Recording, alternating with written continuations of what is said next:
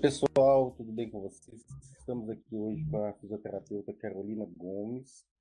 Ela é fisioterapeuta da Vale.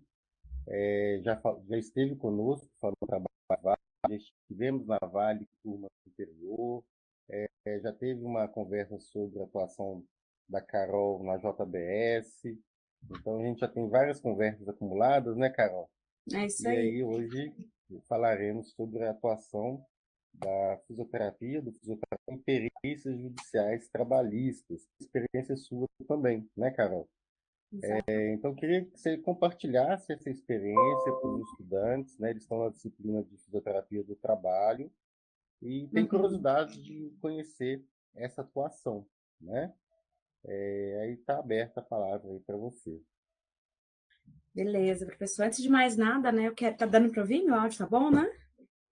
Quero agradecer mais essa oportunidade. Sou extremamente grata aí ao professor Peterson, foi ele que me apresentou aí, foi a culpa toda dele, né? Onde eu estou hoje, a culpa é toda do professor Peterson, que em um momento da minha vida fez como está fazendo aí com todos vocês, apresentando aí essa área de atuação. E eu me interessei na época, né? Foi no Isabela Hendricks. E aí, depois disso tudo, né, eu investi na área e hoje aí estou trabalhando nesse segmento. Aí vou falar um pouquinho para vocês, tá bom? Aí a agenda, né, que eu montei aí para hoje foi da gente apresentar um pouquinho da perícia, os tipos de perícia, os tipos de assistência técnica e como que eu, né, ingressei aí nessa área, como que funcionou aí, né? Mas aí vocês podem ir comentando, tá bom? Então, quando eu fui começar a trabalhar assim, nessa área de perícia, já era formada em fisioterapia, já era formada em ergonomia, já estava trabalhando na área de ergonomia, mas assim, sempre tem alguma coisa, né, pessoal? Sempre tem algum incômodo para poder potencializar a gente. Não estava satisfeita na empresa que eu estava trabalhando, tinha assim uma organização de trabalho horrível. Acho que era até assim estranho a gente falar de ergonomia, sendo que a nossa própria saúde mental não estava legal. E aí eu comecei a procurar outras áreas que abrissem meu leque para não ficar atida somente àquela empresa. Eu estou falando aí de 2012, mais ou menos. Então, assim, a ergonomia era pouco conhecida, né? A gente não tinha muitas áreas aí de atuação, igual é hoje, né? Hoje, apesar da gente ainda ser ainda tem muito espaço ainda para a gente caminhar, mas hoje já é muito mais vista, já é muito mais ciência, né, do que nessa época que eu estava iniciando aí minha vida laboral. Né? Aí uma amiga minha, Amanda, ela hoje em dia ela faz algumas mentorias e tudo aí online, em relação à perícia, em relação à ergonomia, ela já atuava na área de perícia e me falou bem da área, e eu me interessei. Aí eu falei assim, vou fazer um curso para eu entender como é que funciona e tudo. Aí eu peguei, fiz um curso com um fisioterapeuta perito, né? E porque ele no curso ele traz a forma que você precisa escrever, o método que você vai escrever os laudos, a forma que você vai executar as atividades, enfim. Foi um curso bem intenso, assim, e foi numa época bem difícil, assim, na minha vida. Minha filha era pequena, sei lá, devia ter 2 anos de idade, e eu ainda estava trabalhando. Foi uma época bem complicada, assim. E aí o curso eram uns cursos de finais de semana, né? E depois ele virou uma pós-graduação. E bem intenso que era assim, era o final de semana inteiro, o dia inteiro. Era reservado um hotel e a gente ia lá e ele explicava para a gente, depois tinha momentos de prática, sabe? Aí fiz o curso, né? Acabou que foi uma coisa assim, bem rápida. Fiz o curso e aí eu segui os conselhos dele, fui peregrinar para ver se eu conseguia ser nomeada, né? Para ser perita judicial. E foi uma dificuldade hoje em dia, né? Tô parecendo pessoa mais velha, né? Na minha época, no meu tempo, né? Mas, assim, hoje em dia já tem um rol de inscrição de perícia que é bem mais justo. Você faz a inscrição, né, online, e aí a vara ela vai rodando, vai fazendo sorteio, e aí tem a oportunidade de vários peritos estar trabalhando e tudo. Nessa época ainda não era dessa forma, a gente está falando da época que tinha processo físico. Hoje a grande, 98%, eu acho, dos processos são processos eletrônicos. Então, assim, eu tive que ir lá, na vara do trabalho, ficar lá o dia inteiro, bater em várias portas, apresentar o meu dossiê. Dentro do meu dossiê, eu trazia a metodologia que eu trabalhava e, né, principalmente na questão de... A primeira coisa que eles perguntavam, acho que eu vou falar até um pouquinho mais para frente, questão de honorário, né? Como que eu recebia meus honorários, como que não. E aí, acho que eu consegui ser nomeada em 2 varas, assim, tipo assim, 2, sei lá, no mês que eu terminei o curso. Eu tirei o dia, tirei assim, uns 2 dias para poder ir lá, e era horário assim, de trabalho, sabe? Foi dias que eu consegui sair mais cedo do meu trabalho para poder ir lá. Foi assim, coisa de Deus. Aí bati, conversei com os assistentes, acabei que um deles eu não consegui conversar com o juiz, o outro foi o assistente, e o assistente mesmo já fez essa intermediação, não conhecia ninguém, né? Porque às vezes as pessoas pensam, não, foi indicação, não conhecia, nunca tinha visto na minha vida. E aí fui nomeada. Aí, tipo assim, um mês depois ele já tinha me nomeado e eu já estava recebendo a diligência para poder fazer, comprar o curso, enfim. Né? E aí depois veio essa ideia de me inscrever aí na ASPEJUD, que é a Associação dos Peritos Judiciais e Assistentes Técnicos, e eles exigem que você tenha pelo menos 2 perícias conclusas, né? O que é isso? A perícia passou por toda a tramitação, foi transitada em julgado, né? O juiz avaliou e ela foi válida, né? Seu laudo não foi impugnado, não. Eu botei aí do lado, mas ficou muito pequenininho, não está dando para ver. Tem jeito de ampliar, não, né, Peterson, aqui, ó. Que é a forma como vem sendo a intimação. Deixa eu ver se... Eu acredito que você que está com o controle da sala, né? Você consegue ampliar aí a porcentagem da tela. Aqui, será? Isso. Ah, tá. Aí, eu não sei se está dando para ver, né? Essa aqui foi uma que eu recebi ano passado. É a forma como eles estão intimando atualmente. Aí, na minha época, era uma intimação via carta, correio, você recebia, você tinha que assinar ali pelo... eles enviavam, né, uma pessoa para te intimar para você fazer a perícia. Aí vem desse jeito, ó. Pelo presente, informa sua nomeação. Né? Aí aqui nessa época eu não estava cadastrada no PJE, que é um sistema eletrônico. Aí você tem que fazer o cadastro, né? E tem todo um sistema, né, para você tá recebendo isso e já começar ali executar o processo, né, na forma eletrônica. Mas era uma honra, né? No primeiro dia, nossa, eu falei assim, aqui veio ilustríssimo, mas geralmente vem doutor. E você chega às vezes na vara, quando era processo físico, eu tinha que ir na vara, buscar aquela pilha de processos, igual a gente vê em filme, né? Assim, filme mais antigo. Trazer os processos para casa, ler o processo todo. Então, assim, é diferente porque a grande maioria dos lugares, quando a gente forma, a gente é fisioterapeuta, né? A pessoa não tem mania, tem costume de chamar a pessoa que não tem doutorado aí de doutor. Na vara, eles tratam a gente extremamente bem. Você tem um advogado e a gente, que é perito, para poder fazer qualquer... Eles dão preferência para o perito. E tratam a gente assim, né? Porque a gente está dando celeridade, a gente está contribuindo para o fluxo de trabalho daquela vara, né? Deixa eu diminuir aqui.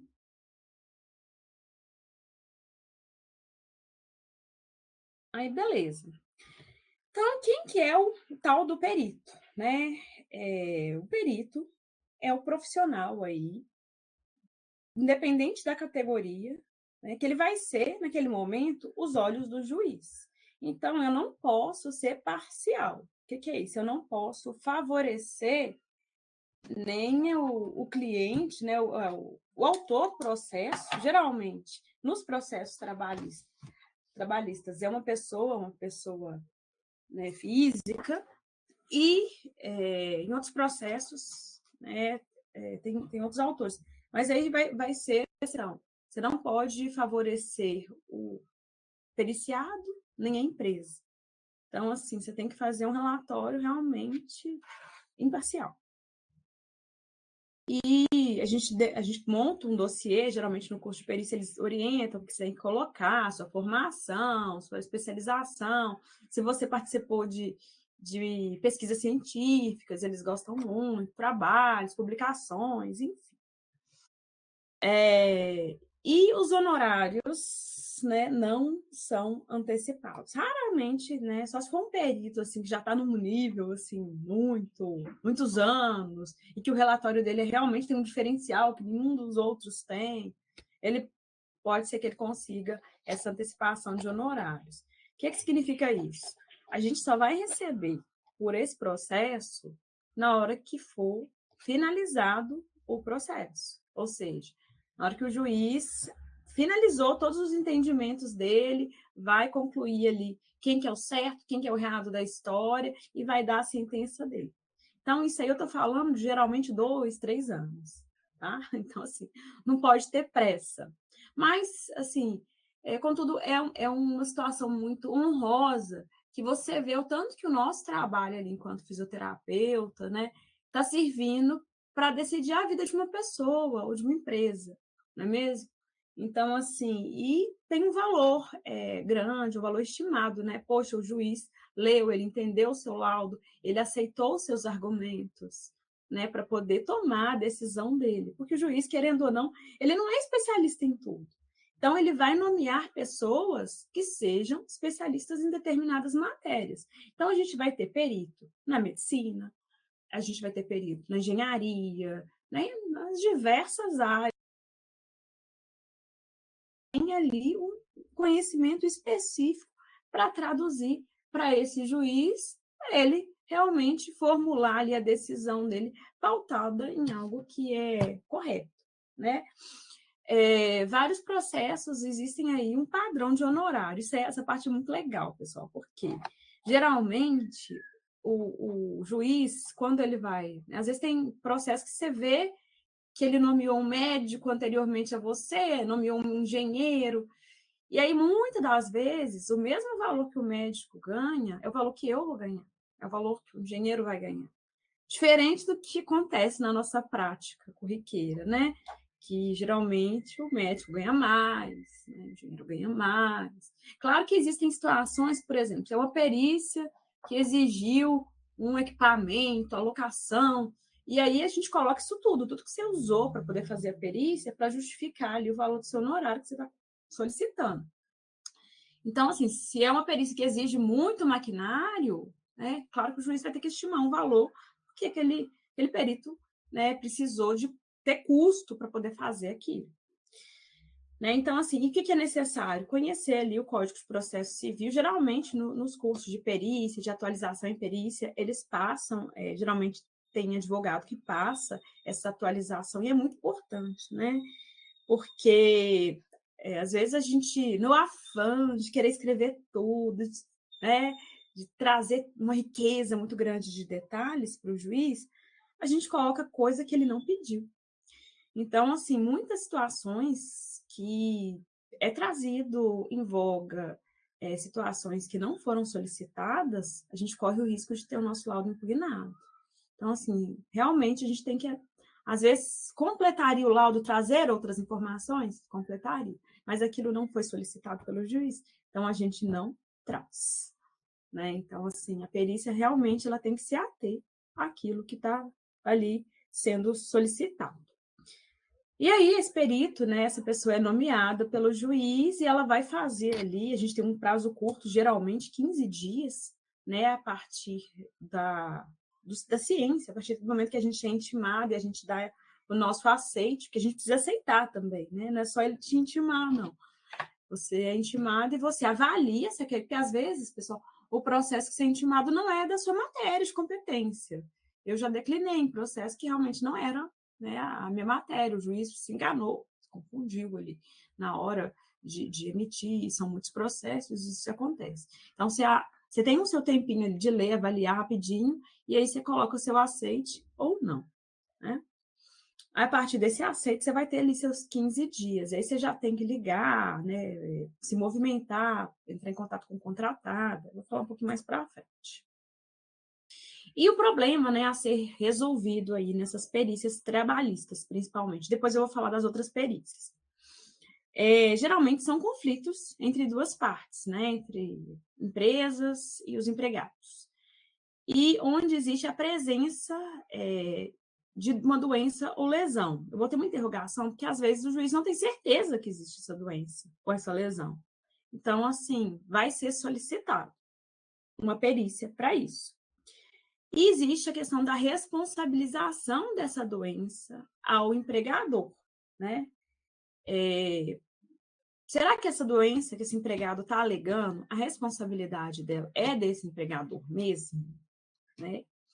E se essa doença gera algum tipo de incapacidade temporária ou permanente. Por que disso? Porque ele vai valorar, monetizar isso para essa pessoa. Porque se ela tiver uma incapacidade permanente, ela vai ter uma alteração até do padrão de vida dela.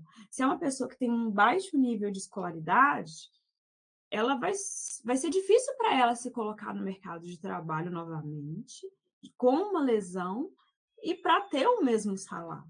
Então, isso é muito importante, isso para o juiz, ele sempre avalia, né, o impacto daquilo na vida da pessoa, né, de forma remuneratória.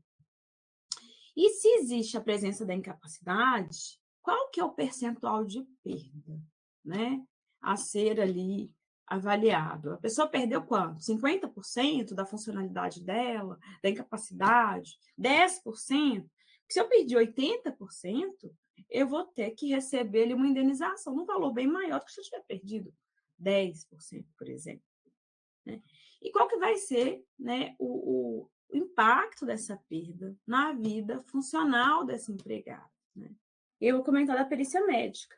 Então, assim, existe as diversas diligências, né, que são as perícias. Então, eu vou ter perícia médica, perícia tributária, perícia... Deixa eu até abrir aqui. Tinha esquecido da minha câmera aberta, fechada. Perícia tributária e perícia médica, né? E aí, o que acontece? Acontece muito que alguns juízes, eles, pela descrição, existia um hábito, não sei, de se escrever perícia médica. Eu cheguei a ser nomeada em perícias médicas. E aí, quando acontece isso, você tem que pedir para voltar e solicitar que seja uma diligência técnica. Porque a primeira coisa que acontece quando você é nomeado na perícia médica, mesmo que a perícia seja para uma área de ergonomia, o advogado da parte contrária, que você fizer o laudo que não agradar, a primeira coisa ele vai entrar tentando impugnar. Então, a gente já tem que resolver antes, né? Voltar, pedir para o juiz fazer a nomeação de forma correta, né? E aí, o que acontece? A medicina, ela vai avaliar a presença ou a ausência da doença, né? Então, assim, seria o quê? O CID, não é mesmo? Que é a classificação internacional aí das doenças. Contudo, apenas a presença ou a ausência de doença não responde exatamente aquilo que o juiz quer saber, que a gente mostrou lá atrás. Porque ele quer saber se existe a doença, beleza, mas ele quer saber também se essa doença foi provocada dentro dessa empresa que a pessoa está trabalhando, né? E muitas das vezes, né, a gente também tem que lembrar que uma mesma doença, né, por exemplo, se eu falar de uma hérnia de disco, que é uma coisa muito comum e que às vezes é uma doença ocupacional. Se eu tenho duas pessoas com hérnia na região lombar, por exemplo, de mesma idade, vocês concordam que essas pessoas podem apresentar repercussões orgânicas e funcionais diferentes? Né? Uma pode ser mais gordinha, uma mais alta, um homem, uma mulher. Isso para a gente pensar em estrutura de massa muscular. Então, assim, eu vou ter impactos funcionais diferentes, não é mesmo? E as doenças osteomusculares, que são... hoje é o carro-chefe nas apresentações que a gente mostrou para o Peterson, nas empresas, programas que a gente cria, a gente sabe que as doenças osteomusculares são as que mais geram afastamento. E agora a gente também tem as doenças psíquicas. Então, assim, as doenças osteomusculares, quando são provocadas em ambiente de empresa, né, em qualquer ambiente, a gente precisa, né, até coloquei aí em verdinho, do conhecimento de anatomia, de biomecânica, de cinesiologia, de artrocinemática do movimento, para a gente entender se ali realmente existe um nexo, né, em questão. E, infelizmente, assim, a gente sabe que existem 1000 motivos, existem vários, não sei nem citar todos os motivos de perícias médicas, até porque não era o motivo da nossa aula de hoje aí. Mas não é todo médico que é versado nesse tipo de conhecimento de biomecânica, de cinesiologia, de artrocinemática do movimento, para poder fazer esse nexo.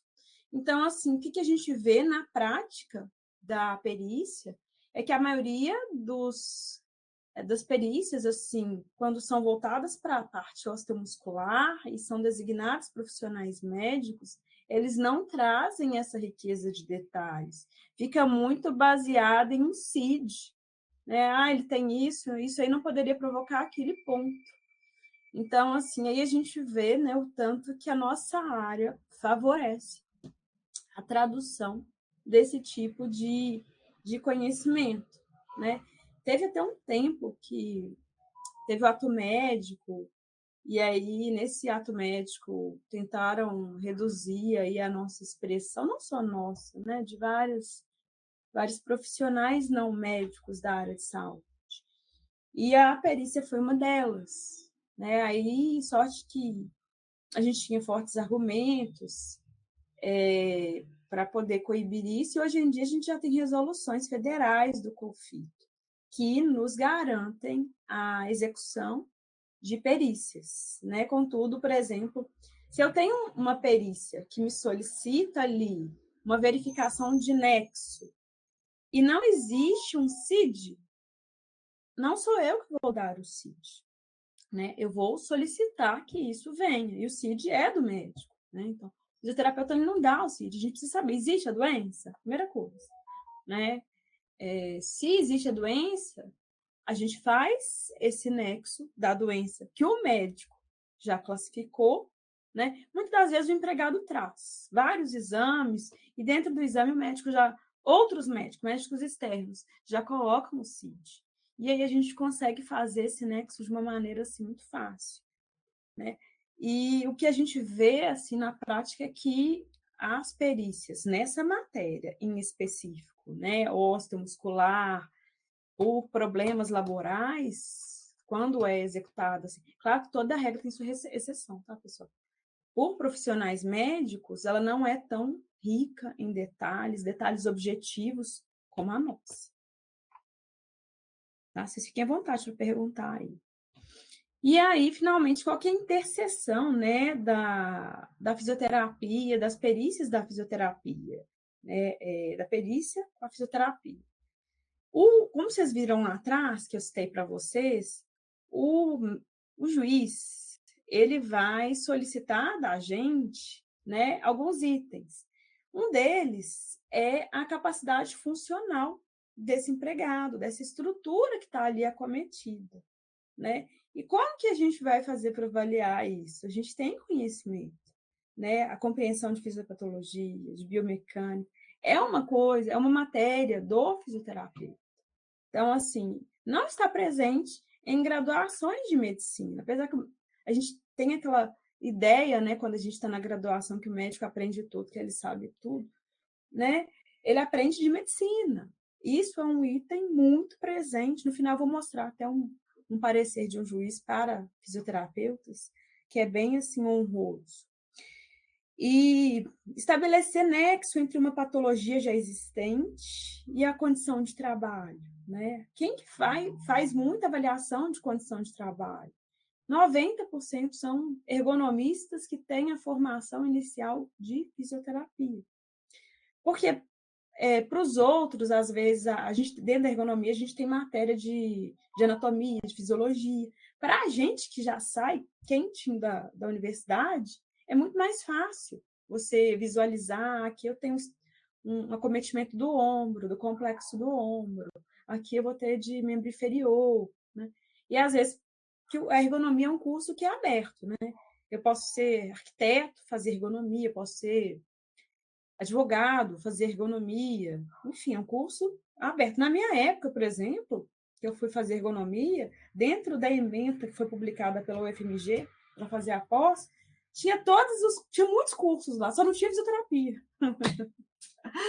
E aí eu até fiquei assim, nossa, será que eu posso fazer? Tinha psicólogo, né? Que o psicólogo do trabalho ele é muito reconhecido, tinha médico, tinha enfermeiro, mas não citava.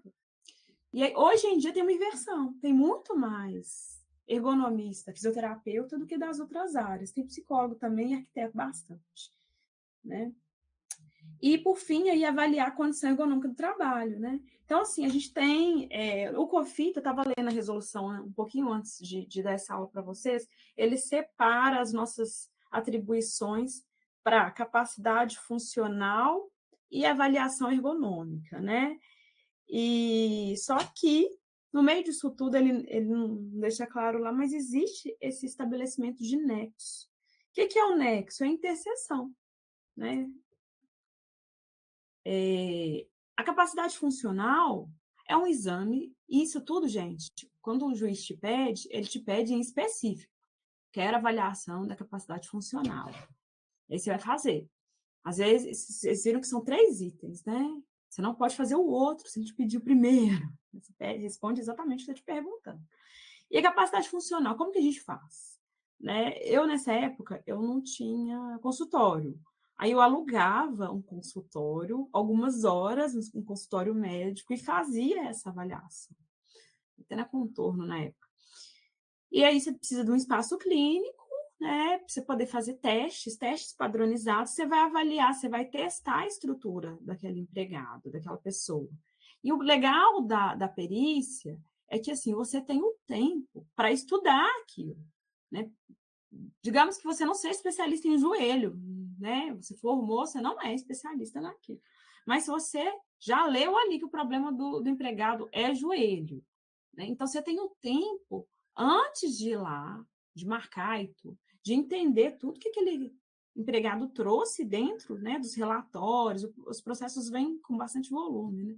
E verificar ali o que será o problema daquele empregado. E já até chegar com os testes padrões que você vai fazer, que você vai, né, avaliar ali, testar, gaveta, enfim, os testes padrões que vão trazer aí a riqueza de detalhe para você saber da funcionalidade daquele indivíduo ou não, né? A gente utiliza parâmetros da CIF e eu acho muito legal. Olha só, gente, a nossa CIF é a classificação internacional da funcionalidade. O que o juiz precisa é a funcionalidade, né? Doença, ele precisa? Precisa também saber se existe doença ou não. Mas, da grande maioria das vezes, a pessoa, ela não espera acabar, sair da empresa para procurar saber se ela tem a doença. Ela já fez isso antes, a doença já acometeu e ela já recebeu isso. Então, geralmente, esse não é o motivo da perícia, né? Descobrir se tem doença. E sim, o que restou daquilo, né? E aí, o mais importante, na presença de uma doença, estimar o estado funcional.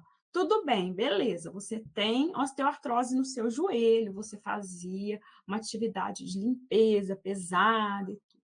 Tá, mas e agora? O que te restou? Né? Qual que é a sua capacidade hoje? Esse estado funcional é permanente? É temporário? Né? A gente precisa estimar. Bom, essa pessoa, baseado, né, nas nossas práticas clínicas, se ela fizer tantas mais sessões, é possível que ela melhore, tal, né? Ou não. Ela tem um impedimento ali articular, ela fez uma cirurgia, né, na coluna, que ela fixou as vértebras e ali a gente não vai ter mais movimento. Então, assim, isso tudo entra, né? ela necessita de reabilitação, porque o juiz também precisa saber disso para poder estimar esse custo para a empresa, né, se realmente for culpabilizada ali. E a avaliação, né, da condição ergonômica do trabalho. Isso aí é muito importante, né? Porque você vai chegar lá na empresa e vai ver o que o cara fazia. Porque, assim, gente, tem de tudo. Vai ter pessoas, né, com boa fé e má fé para fazer, para pedir. Às vezes a pessoa, né, trabalhava sentada e reclama de um problema no joelho. Já aconteceu isso, de eu fazer uma perícia que realmente eu vi que não tinha nada a ver, né? E aí você precisa traduzir aquilo para aquele magistrado, porque ele realmente não tem esse conhecimento, e o advogado coloca tudo, e aí eles são bem assim emotivos, eles trazem outras fundamentações. Então, assim, é importante você ter conhecimento da condição do trabalho, do que é risco ocupacional, KNAI, né? Enfim, toda essa parte aí. E aí, geralmente, a gente agenda uma visita na reclamada, na empresa, né? Assim, com 5 dias de antecedência, a gente manda comunicado, ela tem que responder para a gente, e para a gente ir lá. Né? Claro que tem empresa que você vai chegar, ela vai maquiar o lugar todo. Mas você vai com o reclamante, e o reclamante vai te contar como é que era, né? Como é que foi, no caso, na época dele, enfim. Importante a gente ter o conhecimento nas normas trabalhistas, até ilustrando essa situação, eu fiz uma perícia uma vez, era na área de telemarketing, e aí o que acontecia? O advogado pedia vários itens de inconformidade, entre eles de ergonomia, e ele trazia que o empregado estava em situações degradantes, enfim, aí foi verificar a situação. Só que aí o prédio já não existia, era um prédio no centro, próximo do shopping cidade, ali, no centro de Belo Horizonte. Não sei se vocês conhecem, né? Vocês não são daqui. Bem na região central. E aí cheguei lá, não tinha mais a empresa no lugar. Aí eu falei, gente, o que eu vou fazer? Eu aceitei fazer a perícia e não existe mais o prédio. E ele pediu avaliação de condições de trabalho. Contudo, a empresa ainda existia. Eu falei assim, gente, eu vou fazer nas condições atuais, que vou deixar de entregar um laudo para o juiz, né? Vai achar que eu não quis fazer. Aí, beleza, fui lá na sede atual da empresa, fiz a avaliação, estava tudo muito bom, assim, tudo muito... Porque a gente tem um anexo, né, na NR17, que é de teleatendimento. Aí tem padrão de mesa, tem tudo. Tinha, assim, itens bobos que não eram... não estava coerente, toda situação ali de cadeira, coisa bobinha, mas assim, que não servia para gerar um adoecimento no empregado, então tudo eu coloquei, tudo que eu tinha visto e tudo, mas assim, a situação estava boa.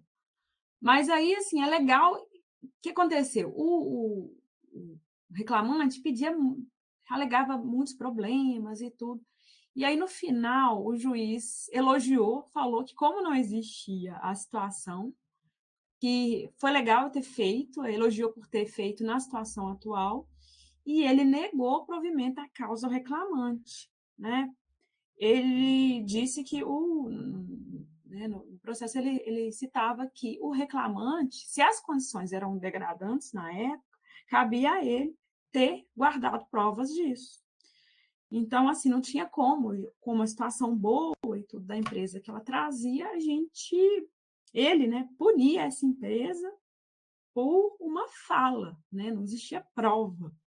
Então, assim, o que a gente tinha de prova era a situação atual e que não tinha problema nenhum. Então, assim, é muito importante ter aí esse conhecimento.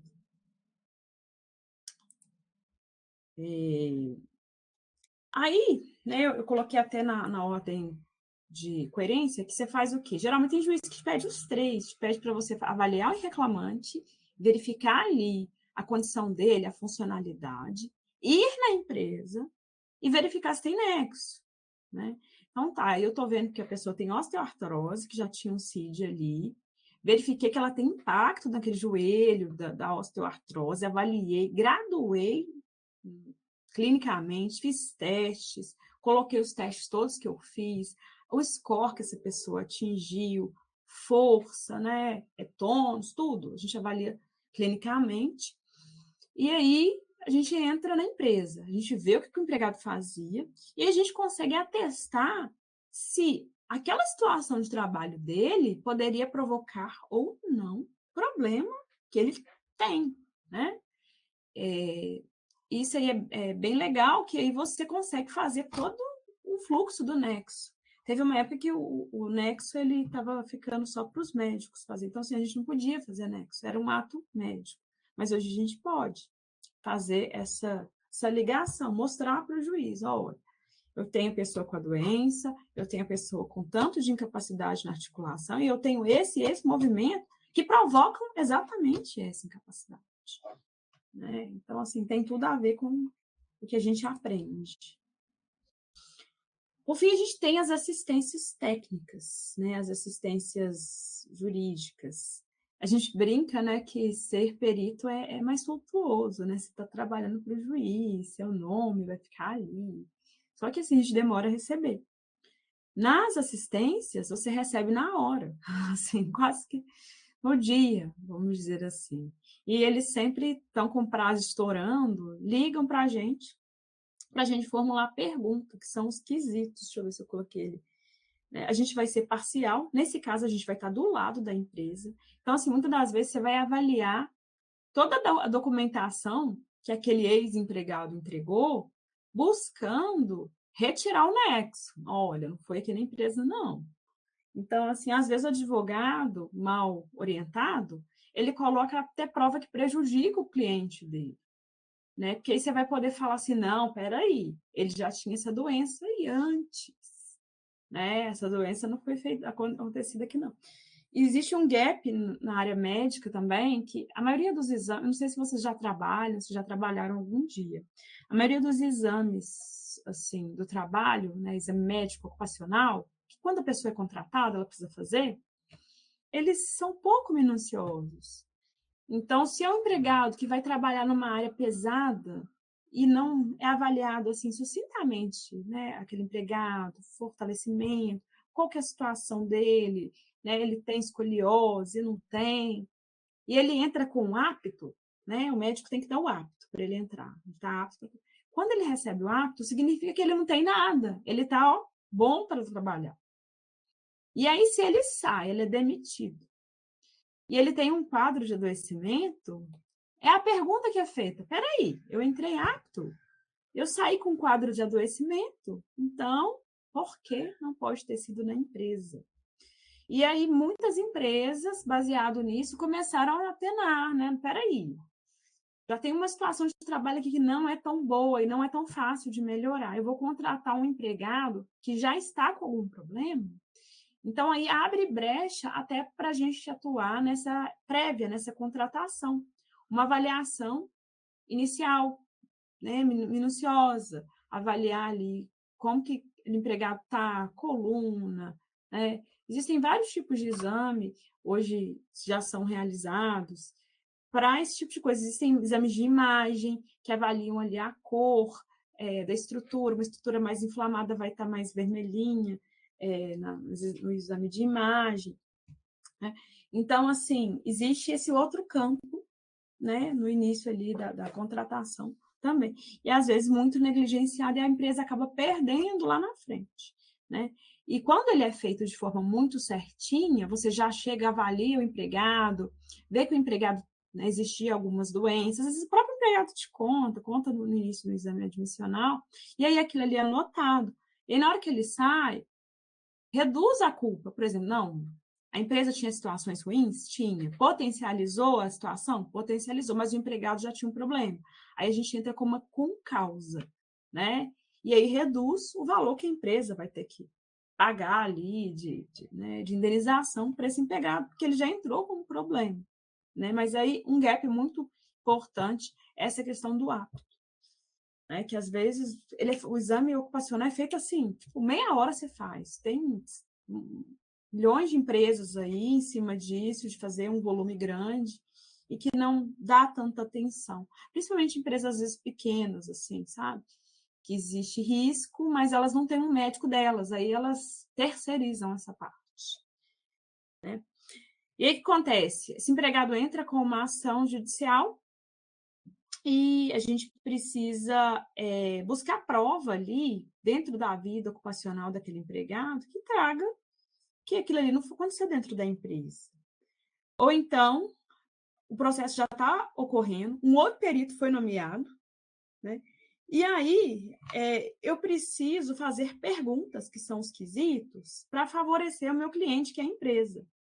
Então, o que eu vou fazer? Eu vou criar perguntas que as respostas sejam positivas para a empresa. Por exemplo, é uma pessoa que tem uma osteoartrose, né?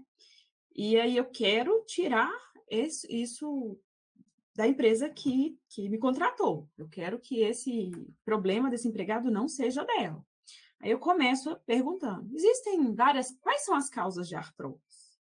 Aí o perito vai colocar, porque não são causas apenas ocupacionais. E aí a gente vai tendenciando aquilo para jogar de uma forma que aquilo seja uma razão assistencial, seja a pessoa, pelo decorrer da vida dela. Às vezes ela ficou na empresa, sei lá, 4 meses. 4 meses seria um prazo suficiente para a gente provocar um adoecimento, né? Então, assim, a gente começa a jogar o jogo, vamos dizer assim, né? A gente também elabora manifestações, né? Depois que o juiz, às vezes, dá o tempo para... O perito faz o processo, faz o relatório, e ele abre vistas para as duas partes, né? Para a empresa e para o reclamante do relatório do perito, né? E aí, às vezes, a gente está assistindo a empresa, aí o relatório foi favorável à nossa empresa. A gente não vai fazer uma manifestação contrária, a gente vai, pelo contrário, elogiar. Nossa, esse perito foi maravilhoso. A gente não vai escrever dessa forma, né? A gente vai escrever de uma forma ali técnica, que o relatório está muito bom e tudo. Às vezes o relatório foi contra a gente. E aí a gente vai fazer uma manifestação usando os pontos que aquele perito, por exemplo, não avaliou. Eu já fiz uma manifestação, foi até por uma amiga minha, a mãe dela era assistente de limpeza numa grande loja de Belo Horizonte, e ela teve um quadro de adoecimento e que podia ser uma concausa. E aí eu fui acompanhar a perícia na localidade, eu assim, fiquei impressionada, assim, a forma que o perito nem avaliou. Primeiro, o perito não tinha nem ido na reclamada, foi um item que eu coloquei na manifestação. Aí o juiz de posse disse, ele exigiu que o perito voltasse. O perito fez a avaliação da reclamada, gente, sem ir na empresa. Você pensa nisso? Não tem lógica. E assinou. Aí você fica assim, gente, como que esse perito fez essa avaliação? Assinou, e era um perito médico, né? Por coincidência. E aí ele teve que ir lá, e mesmo assim avaliou pouca coisa, poucos itens, e a gente fez uma manifestação bem fundamentada que auxiliaria, no caso, a mãe da minha amiga, que era a reclamante. Né? Então, assim, a gente também faz isso. E o prazo, geralmente, são 5 dias. Né? 5 dias é muito pouco tempo. Né? Então, assim, você tem que ser bem célere, parar tudo. E aí, por causa que o tempo é curto, a gente acaba cobrando um pouco mais, né, pessoal? Geralmente, a gente cobra na faixa de 1 salário para formular quesitos. Mas existe até uma resolução COFITO sobre a quantidade, o valor mínimo, né, que a gente precisa cobrar. Senão a pessoa começa a cobrar barato demais, acaba denegrindo aí a nossa própria profissão, né? E os prazos curtos, né, são pontos aí de atenção. Nas assistências técnicas, a gente também tem outros tipos de perícias, né? Que eu até coloquei aí, perícias securitárias, que está até no COFITO dessa forma. O que seria isso? Seguro de vida. Aí a gente está saindo um pouquinho do ambiente trabalhista, tá? Só para vocês terem ideia. Por exemplo, seguro de vida. A gente paga um seguro de vida. E aí, no seguro, ele geralmente tem as cláusulas. E aconteceu um acidente com a pessoa. Aí a pessoa não recebe o valor total que estava estimado para ela receber. Ela tem que entrar com uma ação contra a seguradora. E aí a gente é contratado para poder fazer essa avaliação funcional e mostrar, olha, peraí, a pessoa ficou com impacto, sim. Ela precisa de receber um valor a mais. Né? perícia para pessoas com deficiências também, né, de incapacidade funcional, aí, algum tipo de processo que tenha acontecido, mesmo que seja fora de responsabilidade de empresa, às vezes um trabalho público, e aí ela está precisando ser aposentada, por exemplo, porque a doença é uma doença que está agravando o estado dela. A gente faz ali, a gente pode ser nomeada para poder fazer esse tipo de perícia também.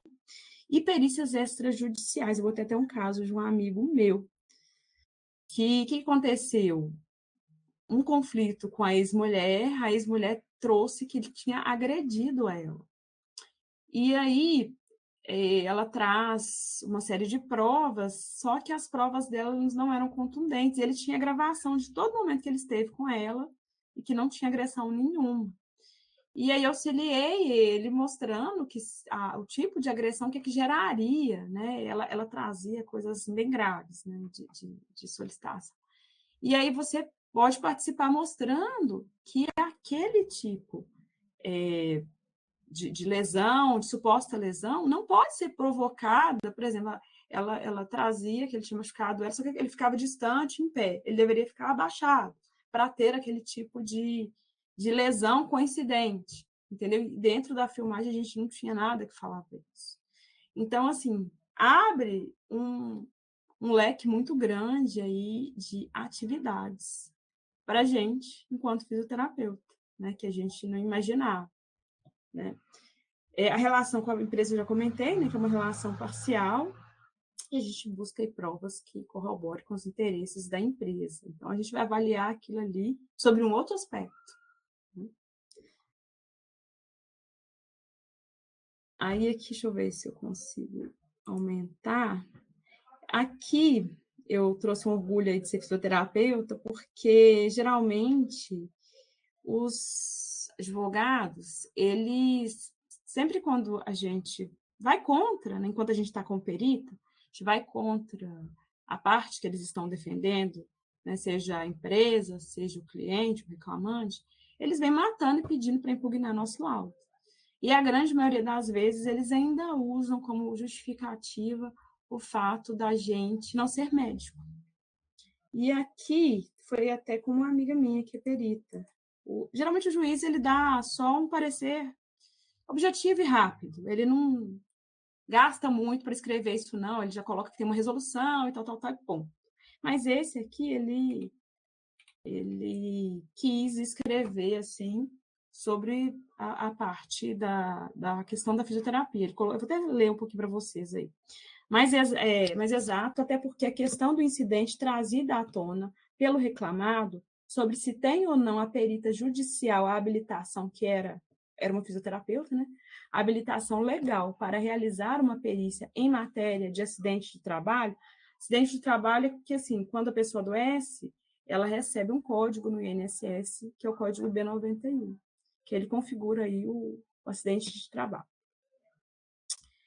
Não vai exigir de mim, o juiz da causa, leigo em assunto, afeta a área de saúde, assim como leigo, presumo ser o representante judicial, quer dizer, o advogado, do arguente, conhecimento técnico específico da área, mas essencial e estritamente bom senso e equilíbrio ao decidir o impasse. O certo é que a matéria litigiosa, no ponto em específico, vai demandar conhecimento técnico de um profissional que não seja juiz ou advogado. Que não seja juiz ou advogado, mas com certeza de alguém versado em anatomia ou fisiologia humana, ou, para simplificar, em comportamento postural. Esse profissional pode ser, obviamente, um médico, mas não exclusivamente esse. Em verdade, quem parece ter mesmo o perfil técnico-científico mais adequado para diligência dessa natureza é, sem sombra de dúvida, o fisioterapeuta. É ele, fundamentalmente ele, quem lida com casos do gênero, tão ou mais abalizado que o médico. Esse profissional está apto e autorizado legalmente a atuar em perícias voltadas a constatação dos distúrbios correlatos ao movimento, que são do caso Lerdolt. Aí, no dia que ela recebe, a gente leu isso, a gente até arrepia, né? Tinha mais coisa, mas assim, coloquei aqui só para... E é isso, pessoal. Gostaria de vocês ficaram tão caladinhos, queria saber de vocês se têm dúvidas, se eu fui muito rápida, prolixa. O que vocês acharam aí? E é uma área boa, né? Apesar de ser... A gente está recebendo, depois de 3 anos, se você faz um volume grande de perícias, vira uma poupancinha, que a partir do momento que você começa a receber, cai uma, vai cair nas outras. Entendeu? Muito bom, Carol, excelente. Eu vou primeiro abrir para o pessoal fazer pergunta, que eu acho que pode ter alguém querendo perguntar. Aproveitem aí, gente, para perguntar para a Carol. Tem alguns, a gente está com 23 alunos aqui, Carol, e alguns estão quase formando, faltam questão de semanas para formar. É mesmo? Que A bacana. Débora estava aqui, não sei se está ainda, mas tem gente que está no estágio, né? A Débora falou que está aqui sim. Então tem gente, né? Teve alguns que estiveram na Vale, né? Eu te conhecido Que pessoalmente. bacana. Esses são os alunos que estão no estágio. Então, estiveram com você. E eu queria saber se tem dúvida, gente. Eu acho que a Carol foi muito clara, né? Na questão que a perícia não é somente trabalhista, né, Carol? Isso.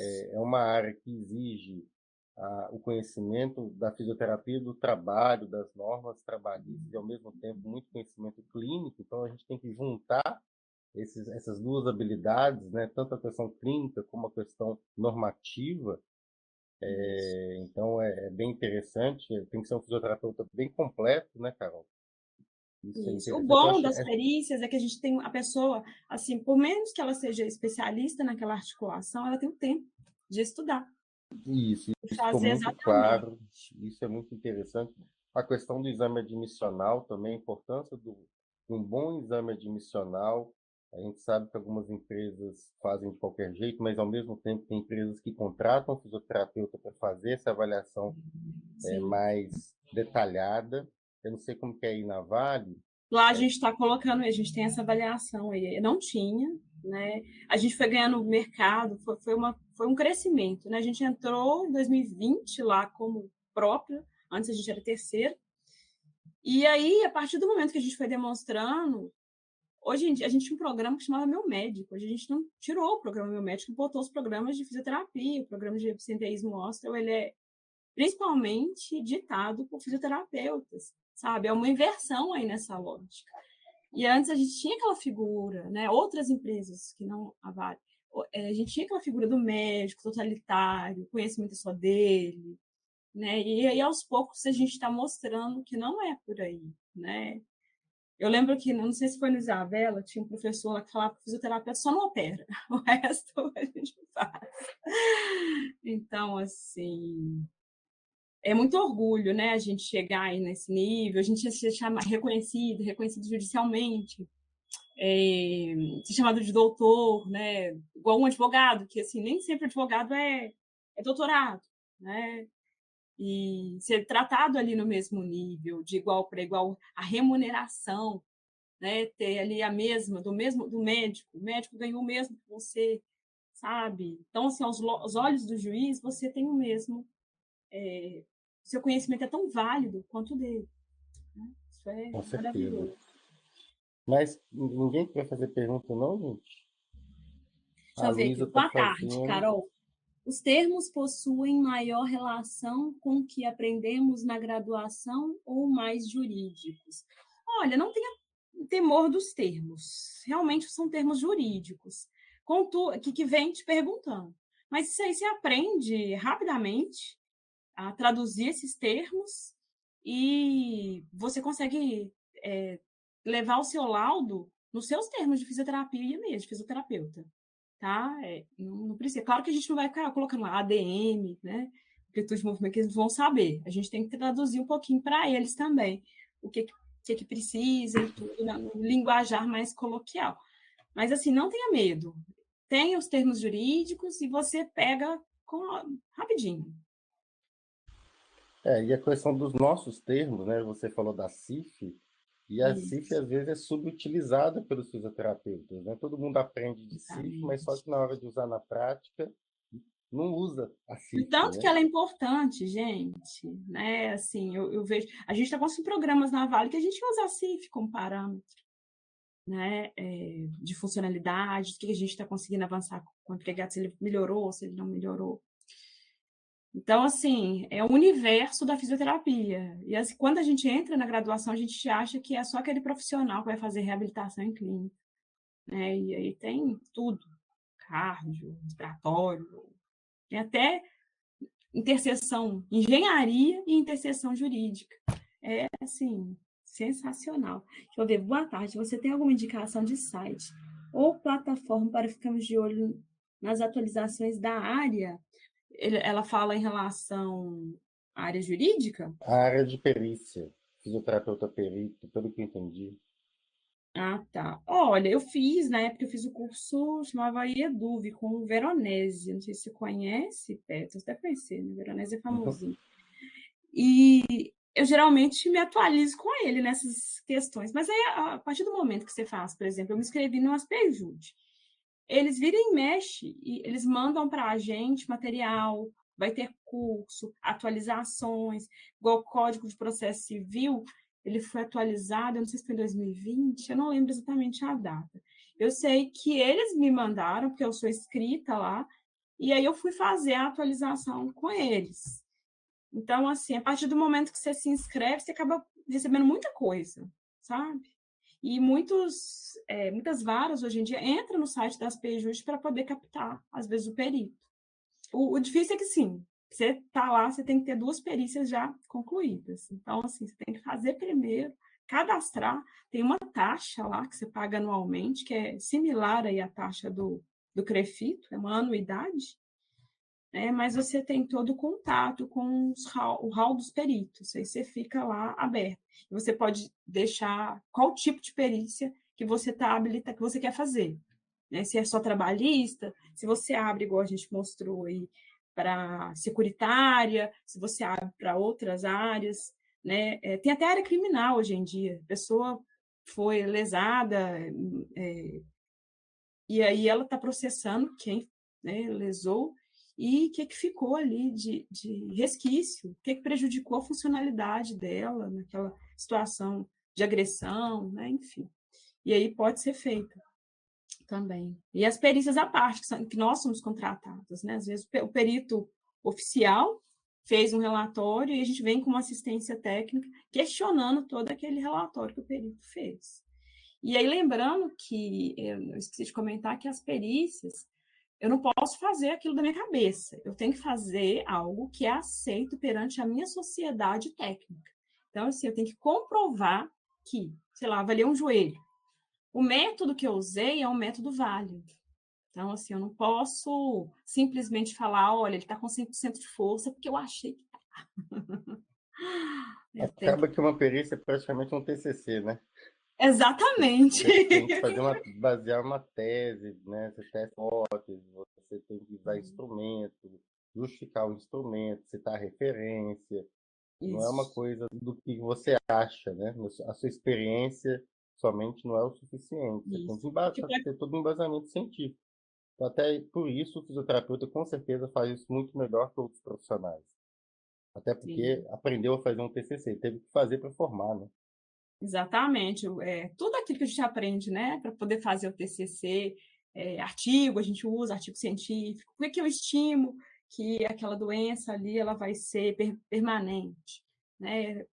Então, assim, usa isso tudo. Então, é importante que vocês estão fazendo aí, não vai ser jogado no lixo. Às vezes a gente acha, né, com as matérias de normalização, para poder escrever artigo chato, nossa, isso não acaba nunca. Gente, vocês vão usar isso para sempre. A Gabriela tem outra pergunta, Carol. Deixa eu ver. Você tinha comentado que hoje a nomeação é feita eletronicamente, por sorteio. Qual seria o site? O que é preciso para o cadastro? Então, você entra no site do TJ, dentro do site do TJ tem a aba lá de inscrição de peritos. E aí você oferece, você tem que fazer um dossiê seu. O dossiê seria nada mais, nada menos que o currículo, vamos dizer assim, mas tem o nome de dossiê.